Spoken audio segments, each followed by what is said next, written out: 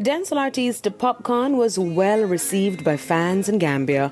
The artist's arrival in the West African country was met with a massive outpouring of support from Gambian fans, along with motorcades over the weekend. Now, Popcaan shared the experience with his fans online as he was greeted with love by his supporters.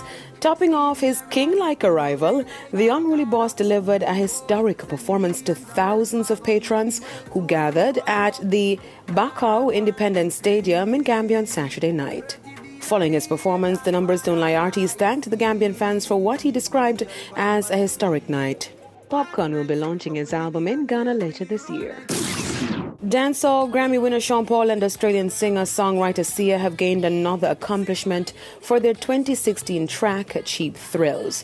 The single was certified 8 times platinum by the Recording Industry Association of America, RIAA, after it reached the sales and streaming equivalent of 8 million units in the United States.